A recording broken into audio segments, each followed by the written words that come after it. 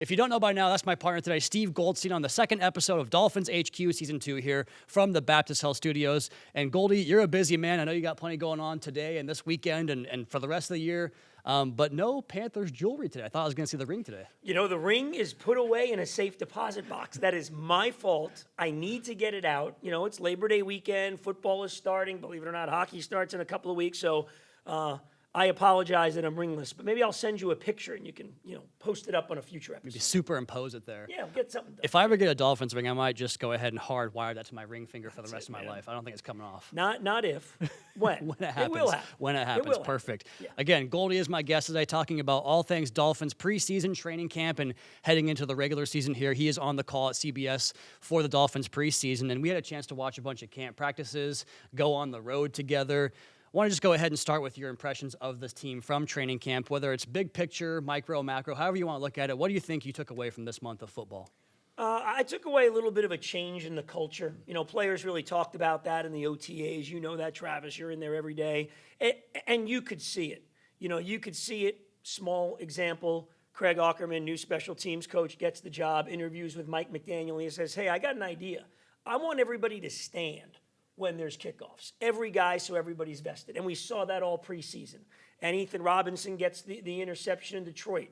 The team's piling off the bench, following him down into the end zone like they just won a playoff game.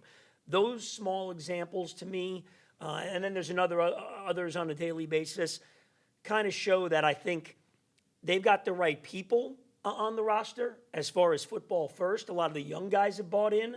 And some of those veterans like Jordan Brooks, who's become a real leader on this team, have brought maybe a little bit different of an attitude and a togetherness, and that's what you need in those key situations during the regular season. And as we get closer to the season here, Goldie, the 53-man roster has been set. What was your reaction to how this 53-man roster came to be and what it is going into Indy now? No big surprises. I'm just excited for these young guys. I know we'll get into it, I think these last two draft classes have brought talent, brought the right kind of guys, football first guys, so I'm interested to see how they perform. But no real big surprises. And with that in mind, everyone kind of falls in love every year with a camp darling, I think, fans or media. Like, was there a player that you kind of spotlighted as a possible bubble guy that did make the roster that you were happy about? I'm not going to say bubble guy because Ollie Gordon was going to make it all along, Sure. But that's the guy, man. And we call him always Smiling Ollie.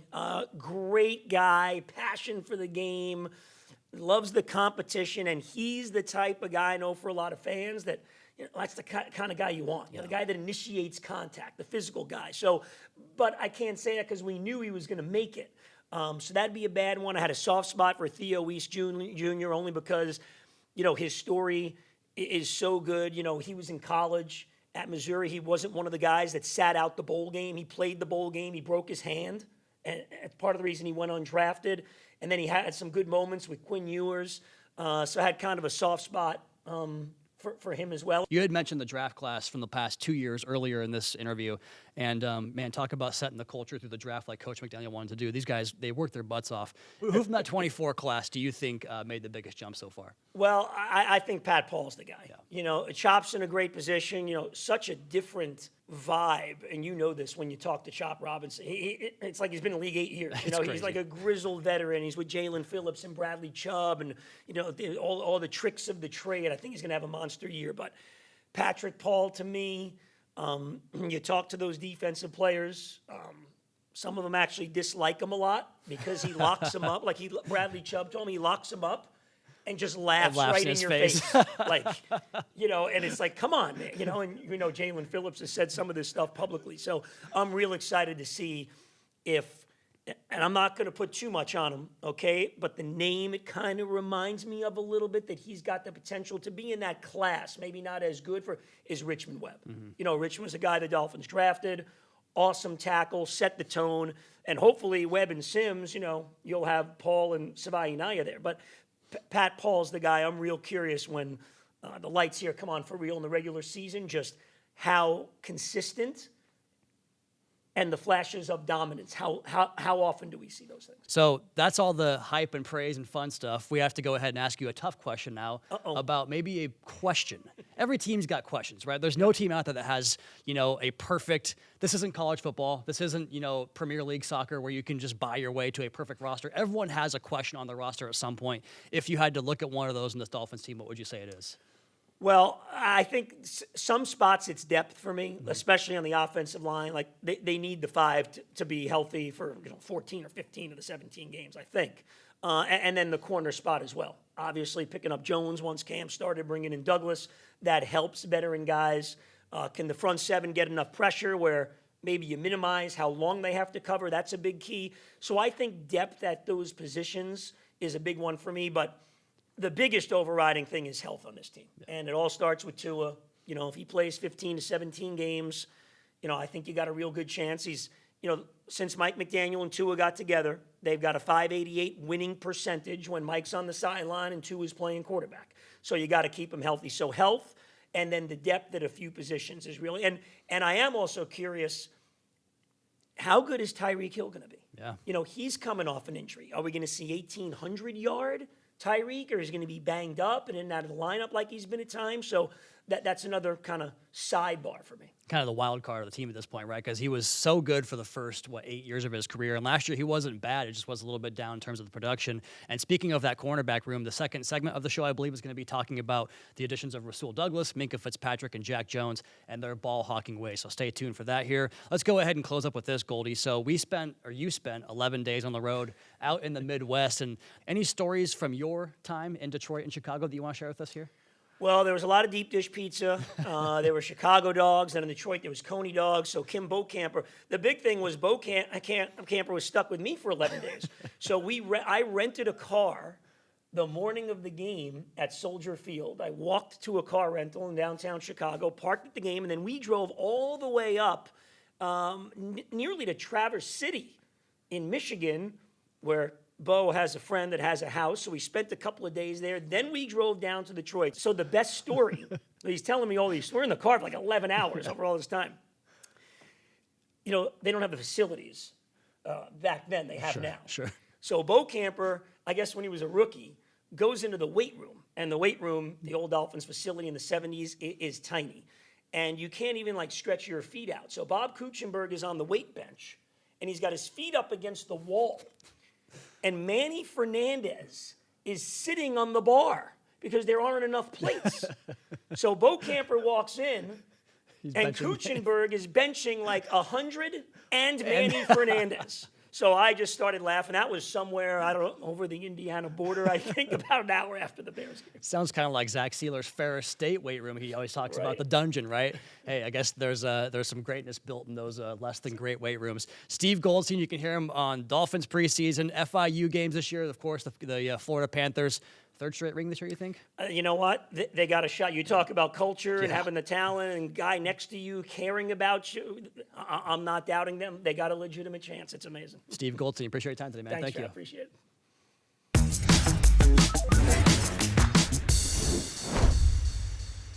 Every year in the NFL, roster turnover is necessary. And in the case of the Dolphins' defensive backfield, pretty much the entire group is brand new in 2025. And I want to show you a few traits about this group that stands out from the rest. Let's go ahead and start here with new Dolphins cornerback Juju Brents, formerly of the Colts here, former second-round draft pick. We're going to take a look at a forced fumble and recovery from the Colts cornerback right here, brand new Miami Dolphins cornerback. Why don't you just watch the physicality in this play as it runs out here, strips the ball, takes it away. Let's go back to the very beginning, though, because Mike McDaniel talked about the addition of Juju Brents and praised his change of direction, lateral ability, and the physicality he brings to every snap. So watch the way he engages this block here with Zay Flowers. Punch, get off, disengage, right there. He's gave himself some separation to go pursue the ball carrier. But we're going to cut this thing back and get another block here from Zay Flowers, get off that block, and then pursue the ball from the back with relentless motivation to go find that ball, strip it out, land on it, take it away for the Colts there. He is a very quick and physical and aggressive cornerback who loves to get in guys' faces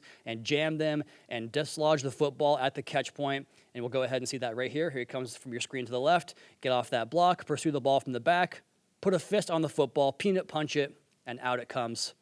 Locate the ball, take it away. Big takeaway there for Juju Brents, new Dolphins cornerback added to this room recently. The Dolphins were also busy adding to the secondary at the safety position. New Dolphins safety Minkah Fitzpatrick. You guys know who he is. I want you to watch this coverage right here. The Steelers kind of have 4 guys on the fence right here, and Minkah's kind of reading this thing out off play action. You're going to have a post route to the center here, a little leak route to the flat, but this crossing route from Rashad Bateman is the one that Minkah is all over, and Lamar Jackson, Ravens quarterback, wants to go to off this play pass. You're going to watch him drive on this early and try to cut in front of this route so that Bateman doesn't have a chance to extend this drag route, catch a pass, and then find the pylon for 6. He's going to wind up throttling his route down because I think that he feels, you see his head peak right there at Minkah, he feels this drive on the little drag route, but Lamar doesn't see that. It's not on the same page, winds up throwing it anyways, and Minkah makes the tough catch off the body, break a tackle, and run it back for a big play after the fact. This defensive secondary has guys that are studious, that recognize what coverage wants to do to the certain route concepts. Just watch the way Minkah's passing this bump off right here pre-snap, signal, okay, go with the motion man, then run down this thing downhill, jump in front of the route, catch it, take it back for a big play. He takes the ball away. 20 career picks for Minkah Fitzpatrick. He is the definition of a ball hawk. We're going to go to new Dolphins cornerback Jack Jones right here against the Bengals last year. Manned up in coverage right here. Talk about pre-snap studious nature of these players. Watch this little quick motion right here. Jamar Chase going to come out to the formation, to Jack Jones' side of the formation, I should say, in this motion, and he is already reading this tell of a quick screen. And when you watch the way this receiver tries to get after him right here on the down block, they want to take these guys out of the play. Jack Jones just slips right around it, jumps in the passing lane, catches it, and takes it back for a 6. Watch Joe Burrow. He knows that's not what we wanted that play to look like. Go all the way back for 6 and the touchdown there. So he found a way to make plays like this for the Raiders for a couple of years. In fact, this is not his only screen caught for a touchdown going back the other direction. He had one against the Los Angeles Chargers as well. Let's go ahead and finish up here with new Dolphins cornerback, Rasul Douglas, who you guys know well, 19 career picks for him from the Packers and Bills in his career. And the Patriots want to run Devontae Parker on this little slant right here. But Rasul Douglas, talk about playing off coverage in this defense, eyes on the quarterback, rely on your pressures that you can get after the quarterback. We know Anthony Weaver is one of the best at dialing up sim pressures and pressure looks. So what do you want to do as a cornerback? You want to jump the hots. This quarterback knows he's hot. He wants to get this ball out quick on the slant. Let's just go ahead and play over the top of it, jump it, and pick it. And that's exactly what he does. He knew where to play based upon the release of Parker, got on the inside shoulder of that release, came over the top of the route, picks it off, and takes it back the other way. So this Dolphins defensive backfield has a lot of guys with a bunch of experience taking the ball away, both on picks, fumbles, getting after guys physically, run game, pass game. They can do all that stuff. And when you can pressure the quarterback the way this defense can, getting ball hawks on the back end is a paramount key to success.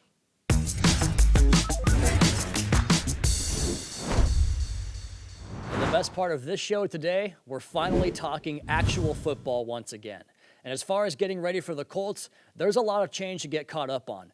Arguably, their biggest addition came on the coaching staff via accomplished defensive coordinator Lou Anarumo. Dolphins head coach Mike McDaniel said this week that Anarumo has a little bit of all the tools of the successful schemes around the NFL when it comes to calling defense. His fingerprints are all over that side of the ball for the Colts, particularly in the secondary. It's a fire zone heavy scheme that loves to dial up pressures on early downs, get to favorable third downs, and play man coverage from there. And their 2 biggest moves this offseason, they magnified that philosophy in the defensive backfield.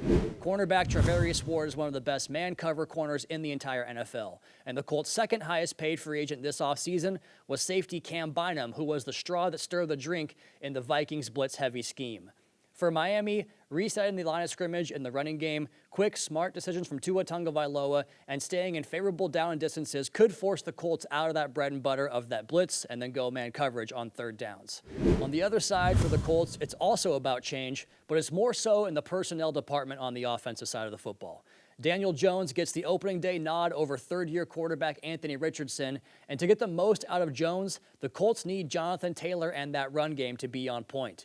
But he'll have to do it behind 2 new starters on the interior offensive line.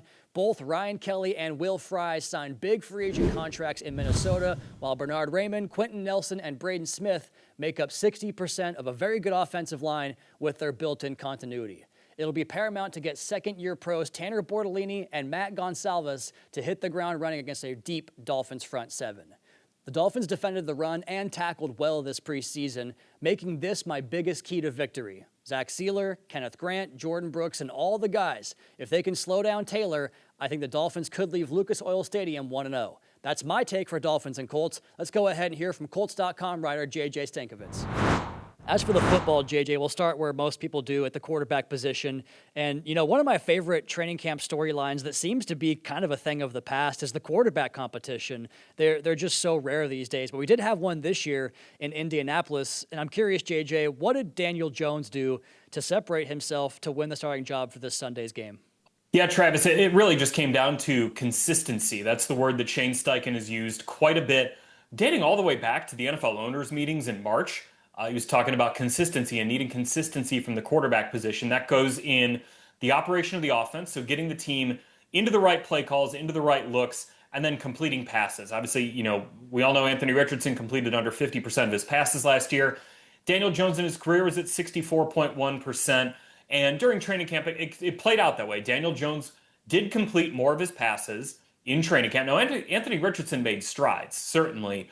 But at the end of the day, what Shane Steichen values here is that down-to-down consistency. So I pulled some of these numbers, Travis, for an article I wrote on Colts.com that went up last week.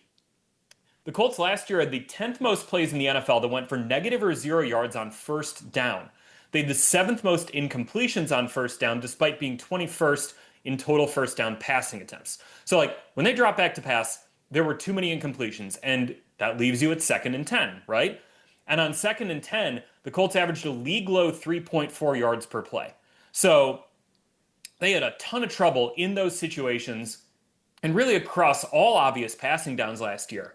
So I think what Steichen's looking at with this offense is, hey, if we can just be on schedule, that doesn't mean we need an explosive on first down, but if we can just get 5 or 6 yards with a check down or a quick little outlet to Tyler Warren, and then we get 2nd and 4, the menu that he can operate off of there is so different than 2nd and 10. So I think that's kind of the goal for this offense. The Colts still want to be explosive, and they believe Daniel Jones can do that, but that's not where Daniel Jones' game is centered on, is being explosive. If the Colts can get that kind of efficiency that they're looking for, that will be a success for this offense out of Daniel Jones. And that really goes for early downs specifically. Yeah, you pretty much described the Broncos offense with Bo Nix last year, where it was kind of screen game, run game, get to second and manageable, and then let him go make plays from that point forward. And it makes a lot of sense. And, Steichen's like Sean Payton, one of these brilliant offensive minds that has put together game plans for years of really getting more out of the team, or some of the parts, I should say, in terms of the production. And JJ, flipping over to the defense here, I want to ask you what is kind of a threefold question about some newcomers here. And it's Lou Anarumo, former Dolphins coach, Cam Bynum, and Charvarius Ward. And to me, all of those moves come from a singular vision of how this defense wants to play, right? And I'm curious, to your opinion, is that an accurate assessment? Yes. And then if you could, perfect, great. So then to follow up, if you could educate our fans on what that is, that would also be great. Well, so your fans might be familiar a little bit with how Lou Anarumo played his defense with the Cincinnati Bengals over the last couple of years. I know there was only that one game against Miami. I think that was the one where Tua had the concussion. So you didn't really get maybe the full scope of what Lou is going to do in that game. But for us here in Indianapolis, the excitement around Lou Anarumo is that he's building this thing from the back to the front. And it starts in the secondary, and that's why the Colts went out and spent a lot of money to get Charvarius Ward and Cam Bynum. Speaking on those two guys, what they bring to this defense. Ward brings your traveling with the best receiver lockdown corner. So, look, with the Dolphins, right, you got Hill and Waddle. Who's he going to travel with? Is he going to travel because you have those two guys? But what that allows Lou Anarumo to say, okay, hey, maybe we can lock the backside of this play, and I can do some funky stuff over here with the other guys. But he can only do that funky stuff if he has Cam Bynum as kind of the command center in the back end of his defense. If you look at those Bengals defenses, they fell off under Lou Anarumo, and I don't think it's a coincidence that they fell off when they no longer had Jesse Bates and Von Bell, two veterans who are extremely smart. Cam Bynum was, I listened to the Athletic Football Show a lot, and right from the jump, they were like, one of our favorite fits in free agency, before free agency, was Cam Bynum going to the Colts because of what he can bring to a Lou Anarumo defense. So his ability to kind of be that shape-shifting safety in the back end to confuse you. I was talking to Michael Pittman Jr. about this recently, where he was like, the first week of training camp, I had no idea what we were running in the back end, because he was like, pre-snap, you think it's 2 or 4, and then they transition into something else, and as you're running across the field, you're like, well, why is he doing that? That doesn't make any sense. And he's like, it is so hard to play against these guys because you just don't know what they're going to do. And a lot of that goes to Cam Bynum in the back end. He is at JJ Stankovitz on X, the host of the flagship podcast on Colts.com and the Stadium PA. I hope you don't have too many third down calls for us come Sunday, JJ. But thank you for your time, man. It was a blast, and we appreciate it. Appreciate it, Travis. Always good talking ball with you.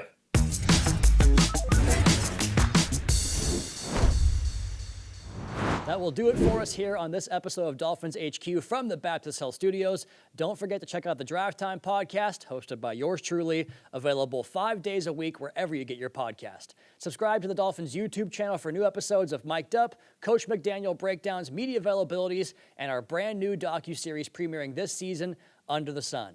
We'll be back next week to get you ready for the Dolphins' home opener across the street at Hard Rock Stadium against the New England Patriots and new head coach Mike Vrabel. Enjoy week 1 in the NFL, and we'll see you soon.